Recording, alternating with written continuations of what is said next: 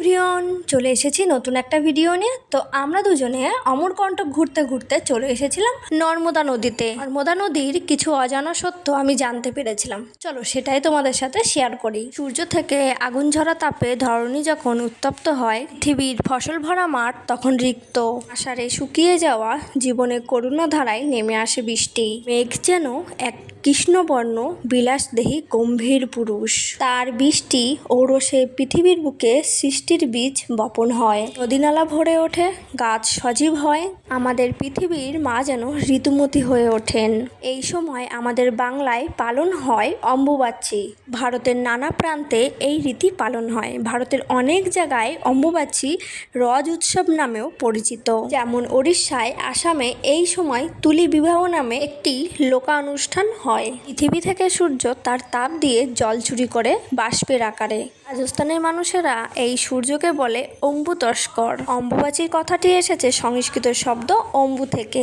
অম্বু শব্দের অর্থ হলো জল, আর বাচী শব্দের অর্থ হলো বৃদ্ধি। পৃথিবীর শরীরে জল বৃদ্ধি হয় অম্বুবাচীর সময়। অম্বুবাচী আসলে কৃষির উৎসব, নবফসলের জন্ম দেওয়ার সূচনা। সূর্য আষাঢ় মাসে যে মিথুন রাশিতে আদ্রা নক্ষত্রের প্রথম পদে গমন করে, সেই সময় থেকে মাতৃস্বরূপা পৃথিবী ঋতুমতী হন। বাংলার ঘরে ঘরে বিধবা মা ঠাকুমারা অম্বুবাচীর দিনক্ষণ মনে রাখার জন্য এক প্রবাদের জন্ম দিয়েছিলেন। কি বা বার, কি বা তিথি, আষাঢ়ের 7 তারিখ অম্বুবাচী তিথি। পৃথিবী ঋতুমতী হলো, কাজেই সেই সময় রজস্বালা পৃথিবীর সব নদীরা। তাই অম্বুবাচীর সময় নদীর জল কোনো কাজে ব্যবহার করা হয় না, পৃথিবীর বুকে হাল চালানো হয় না, এমন বিশ্বাস বহু যুগ ধরে মানুষ নিয়ে বেঁচে আছে। তবে ভারতভূমিতে সব নদী ঋতুমতী হলেও দুটি নদী রজস্বলা হয় না। একটির নাম নর্মদা, অন্য একটির নাম হচ্ছে আরেত্রেয়ী। বাবার মুখ থেকে শোনা যাক নর্মদার গল্প। शादी कहीं इसको माल के मंडप से जाना जाता है। इनका शरीर वहीदा से माता मुर्गो भी था और तांत्रिक कोटि देवता आज की नर्मदा जी पे शादी में बताई करी है। घोर नंगारे बाजी जो है न कराएंगे सब भोजन के दोस्त सब पूरा बनी हुई था और ऊपर पहाड़ में उनका जन्मवासन दिए गए थे जो बरात के लिए जैसा समय बांधे थे यहाँ पर वो समय पर बारात नहीं आ पाते। तब जोहिला बोले वो नर्मदा जी बोला जोहिला की जा बारात देखो बारात कैसे नहीं आए तो उनका सही बोला हमारे पास सिंहार नहीं हो कैसे जाए। तो माता अपने सिंहार को दिए थे। जैसे अमरकंटक बराती गांव होता है वहाँ पर बारात ठहरे थे। जब इन सिंहार लय की जब गए थे माता नर्मदा जी अपन मंडप में तैयारी से बराती तो जा रहे थे। जब वहाँ बाराती के सामने जोहिला पहुंचे तो सब बोलते हैं कितना बाराती दुल्हन की जो के लिए बारात जाके तो मन माँ नर्मदा आ गया उल्टा हो गया। सहेली जी ने बताया कि उनका सहेली उनके साथ हार्दिक चांद वो लोग वो ढोल नगाड़े सब बजने लगा। जब हमारी सोचते तो माता जी पहुंच सही थी तो बारात आया नहीं, कैसा उल्टा बाजा बज रहा। ऐसा करके जब देखा तो जाके देखा तो उन भावरी करते जो उसे समय गुस्सा में मारा हुआ है। सहेली ने जल स्पर्श जो है वहां जो मंदिर में गिरा हुआ है। माता जी आके जितना सामान रही से यहीं से शराब की पर्ची जोड़ दे ये उनका सुरांग। अच्छा, जब कपिल मुनि महाराज वहाँ पर कपिल धारा में रोकने के प्रयास करे तो माता छलांग मार किया और आप समुद्र सागर में जाके मार गई उल्टी। अच्छा, तो अब जी थे वो पुरुष और भगे जोहिला ने उत्तर के तरफ भागे हो, तीनों अलग अलग हो गया। मगर फिर जोहिला सोन मिल गया है बाद में, मगर माता नर्मदा जी में है। माता जी कुमारी भाव वही जगह है जैसे हमारे कंठक में उद्गम हो गया, माई का बजिया बचपनी हो गया। जब उनका शादी के समय होते ही मानता मंडप नेचुरल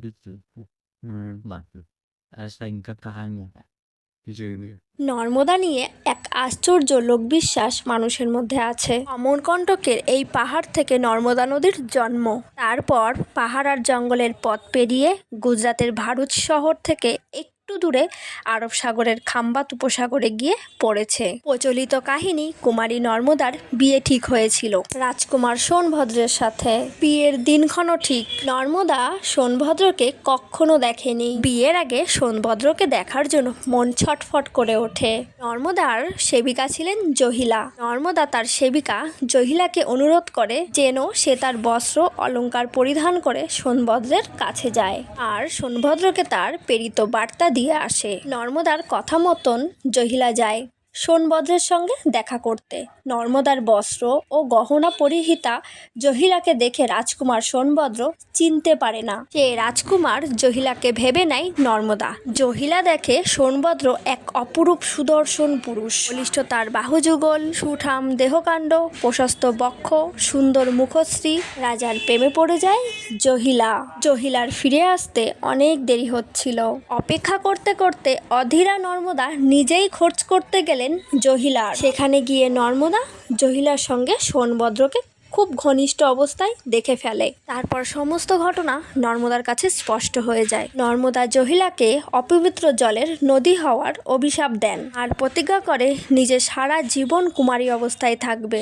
এরপর জহিলার বিপরীত দিকে নদীর রূপ ধরে নর্মদা বয়ে যায় আরব সাগরের দিকে, আর সোনভদ্র সৈন্যদের রূপ ধরে নর্মদার বিপরীত দিকে প্রবাহিত হয়। নর্মদা কুমারী নদী বলে অম্বুবাচীতে নর্মদার জল পবিত্র থাকে, এটাই প্রচলিত লোকবিশ্বাস। শিবের মেয়ে ছিলেন নর্মদা।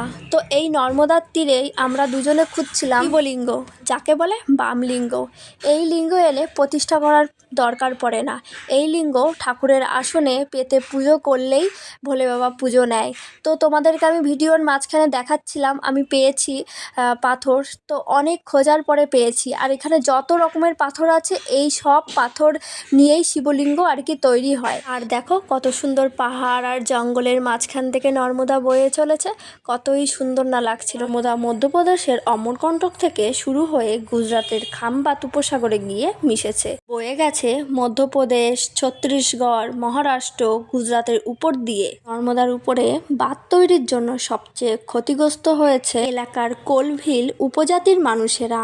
আর ভারতবর্ষ মানেই নদীমাতৃক দেশ। আমাদের দেশে প্রতি প্রান্তে শিরাধমনীর মতন ছড়িয়ে রয়েছে একাধিক নদ নদীর শাখা প্রশাখা। ভারতীয় সমাজে দেবী নদী রূপে পূজিত হয়। আর আমাদের দেশে ঐতিহ্যবাহী প্রাচীন নদী হলো নর্মদা।